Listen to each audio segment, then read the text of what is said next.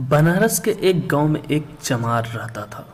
वह बहुत बुद्धिमान था, इसलिए उसे सब चतुरी चमार कहा करते थे। बस वह और उसकी पत्नी, इतना सा ही आदमी था उसके परिवार में। इसके बावजूद बेहद गरीबी में वे अपने दिन गुजार रहे थे। एक दिन चतुरी ने शहर जाकर पैसे कमाने की बात सोची। उसकी पत्नी को भी यह बात ठीक लगी और अगले ही दिन चतुरी निकल गया शहर की तरफ। मेहनती तो वह था ही, सूझबूझ भी उसमें खूब थी।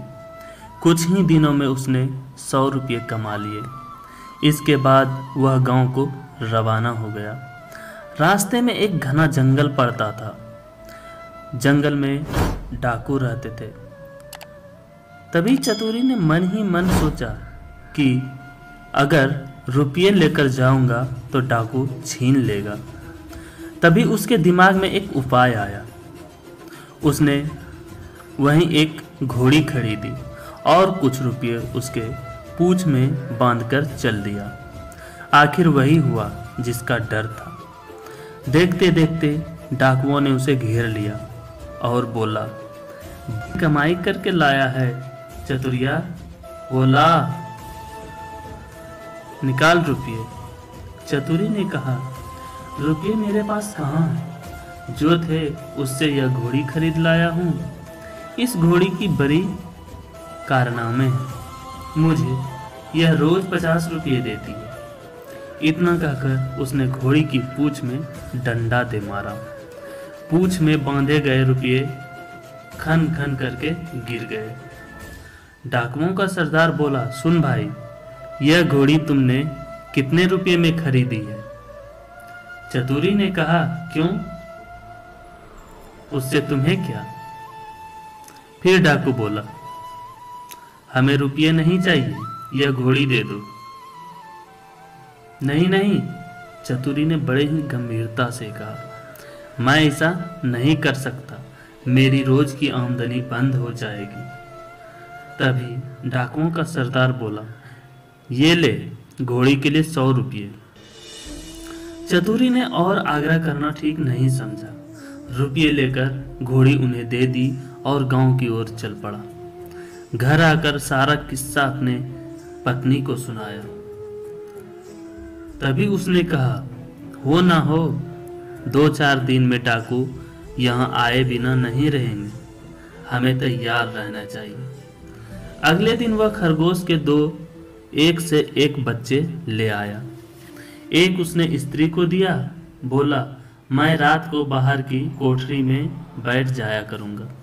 जैसे ही डाकू आए, इस खरगोश के बच्चे को यह कहकर छोड़ देना कि जा चतुरी को बुला ला, आगे मैं संभाल लूंगा। डाकुओं का सरदार घोड़ी को लेकर अपने घर गया और रात को आंगन में खड़ा करके पूंछ में डंडा मारा और बोला, ला रुपये ला। रुपये भला कहाँ से आते? उसने कस कस कर कई डंडे पहले तो पूंछ में मारे, फिर कमर में मारा। घोड़ी ने लीद कर दी, पर रुपये नहीं दिए। सरदार समझ गया कि चतुरी ने जरूर कोई बदमाशी की है, पर उसने अपने साथियों से कुछ भी नहीं कहा। घोड़ी दूसरे के यहाँ गई, तीसरे के यहाँ गई, उसकी खूब मरम्मत हुई, पर रुपये बेचारी कहाँ से देती। चतुरी ने उन्हें मूर्ख बना दिया, लेकिन इस बात को अपने साथी से कहे तो कहे कैसे? उसकी हंसाई जो होगी। आखिर 5वें डाकू के यहाँ जाकर घोड़ी ने दम तोड़ ही दिया। तब भेद जाकर खुला। फिर सारे डाकू मिलकर एक रात को चतुरी के घर पहुंच गए। चतुरी की घरवाली ने दरवाजा खोल दिया। तभी सरदार ने पूछा, कहाँ है चतुरी का बच्चा? स्त्री बोली, वह खेत पर गए हैं, आप लोग बैठिए, मैं अभी बुला देती हूँ। इतना कहकर उसने खरगोश के बच्चे को हाथ में लेकर दरवाजे के बाहर छोड़ दिया और बोली, जा रे चतुरी को फौरन बुला ला। क्षण भर बाद ही डाकुओं ने देखा कि चतुरी खरगोश के बच्चे को हाथ में लिए चला आ रहा है। आते ही बोला, आप लोगों ने मुझे बुलाया है। इसके पहुंचते ही मैं चला आया। वाह रे खरगोश। डाकू गुस्से में भरकर आए थे, पर खरगोश को देखते ही उनका गुस्सा काफूर हो गया। सरदार ने अचरज में भरकर पूछा, यह तुम्हारे पास कैसे पहुंचा? चतुरी बोला, यही तो इसकी तारीफ है। मैं साथ में आसमान पर हूँ तो ये वहां से भी बुला ला सकता है। सरदार ने कहा, चतुरी यह खरगोश हमें दे दो। हम लोग इधर उधर घूमते रहते हैं और हमारी घरवाली परेशान रहती है। वह इसे भेजकर हमें बुला लिया करेगी। दूसरा डाकू बोला, तूने हमारे साथ बड़ा धोखा किया है। रुपये ले आया और ऐसी घोड़ी दे आया कि जिसने एक पैसा भी नहीं दिया और मर गई। खैर, जो हुआ सो हुआ। अब यह खरगोश दे दो। चतुरी ने बहुत मना किया तो सरदार ने 100 रुपये निकाले और बोला, यह ले और खरगोश दे हमें। चतुरी ने रुपये ले लिए और खरगोश दे दिया। डाकू चले गए। चतुरी ने आगे के लिए फिर एक चाल सोची। उधर डाकुओं के सरदार ने खरगोश को घर ले जाकर अपनी स्त्री को दिया और उससे कह दिया कि जब खाना तैयार हो जाए तो इसे भेज देना, और वह बाहर चला गया। दोस्तों के बीच बैठा रहा। राह देखते देखते आधी रात हो गई, पर खरगोश नहीं आया तो वह झल्लाकर घर पहुंचा और स्त्री पर, तुम बेकार के नाराज होते हो, मैंने तो घंटों पहले खरगोश को भेज दिया था। सरदार समझ गया कि यह चतुरी की शैतानी है। वे लोग तीसरे रोज रात को फिर चतुरी के घर पहुंच गए। उन्हें देखते ही जब देखते चतुरी ने अपनी स्त्री से कहा, इनके रुपये लाकर दे दे। स्त्री बोली, मैं नहीं देती। चतुरी गरजा और उसने कुल्हाड़ी उठाकर अपनी स्त्री पर वार किया। स्त्री लहूलुहान होकर धरती पर गिर पड़ी और आंखें मूंद गई। डाकू दंग रह गए। उन्होंने कहा, अरे चतुरी, तूने यह क्या कर डाला? चतुरी बोला, तुम लोग चिंता ना करो, यह तो हम लोगों की रोज की बात है।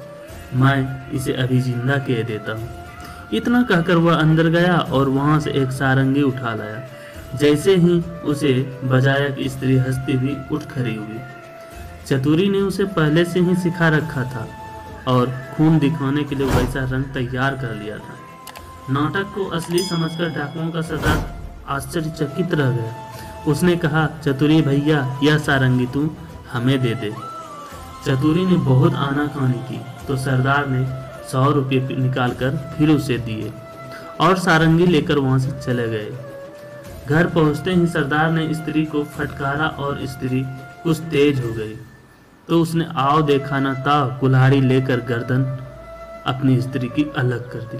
फिर सारंगी लेकर बैठ गया। बजाते बजाते सारंगी के तार टूट गए, लेकिन स्त्री ने आंखें नहीं खोली। सरदार अपनी मूर्खता पर सिर धुनकर रह गया, पर अपनी बेवकूफी की बात उसने किसी को बताई नहीं और एक के बाद एक सारी स्त्रियों के सिर कट गए। भेद खुला तो डाकुओं का पारा आसमान पर चढ़ गया। वे फौरन चतुरी के घर पहुंचे और उसे पकड़कर एक बोरी में बंद कर दी और नदी में डुबोने ले चले। रात भर चलकर सवेरे में वे एक मंदिर पर पहुंचे। थोड़ी दूर पर नदी थी। उन्होंने बोरी को मंदिर पर रख दिया और सब हाथ मुंह धोने चले गए। उनके जाते ही चतुरी चिल्लाया, मुझे नहीं करनी। संयोग से उसी समय एक ग्वाला वहीं पर गाय भैंस लेकर आया। उसने आवाज सुनी तो बोरी के पास गया। बोला, क्या बात है? चतुरी ने कहा, क्या बताऊं, राजा के लोग मेरे पीछे पड़े हैं कि राजकुमारी से विवाह कर लो, लेकिन मैं कैसे करूं? लड़की कानी है। ये लोग मुझे पकड़कर ब्याह करने के लिए ले जा रहे हैं। ग्वाला बोला, भैया मेरा ब्याह नहीं हुआ है, मैं इसके लिए तैयार हूँ। इतना कहकर ग्वाले ने झटपट बोरी को खोलकर चतुरी को बाहर निकाल दिया और स्वयं बंद हो गया बोरी में। चतुरी उसकी गाय भैंस लेकर 9-2-11 हो गया। थोड़ी देर में डाकू आए और बोरी ले जाकर उन्होंने नदी में पटक दी। उसे संतोष हो गया कि चतुरी से उनका पीछा छूट गया, लेकिन लौटे तो रास्ते में देखते हैं कि चतुरी सामने है। उन्हें अपनी आंखों पर विश्वास नहीं हुआ। पास आकर चतुरी से पूछा, क्या बे, तू यहाँ कैसे? वह बोला, आप लोगों ने मुझे नदी में उथले पानी में डाला, इसलिए गाय भैंस ही मेरे हाथ पड़ी। अगर गहरे पानी में डाला होता तो हीरे जवाहर मिलते। हीरे जवाहरात का नाम सुनकर सरदार के मुंह में पानी भर आया और बोला, भैया चतुरी, तू हमें ले चल और हीरे जवाहरात दिलवा दे। चतुरी तो यही चाहता ही था। वह उन्हें लेकर नदी पर गया। बोला, देखो, जितनी देर पानी में रहोगे उतना ही लाभ होगा। तुम सब एक एक भारी पत्थर गले में बांध लो, लोभी क्या नहीं करता। उन्होंने अपने गलों में पत्थर बांध लिए और एक कतार में खड़े हो गए। चतुरी ने एक एक को धक्का देकर नदी में गिरा दिया।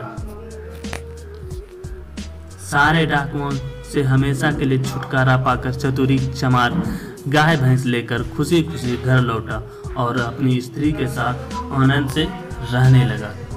तो दोस्तों, आपको ये कहानी कैसी लगी?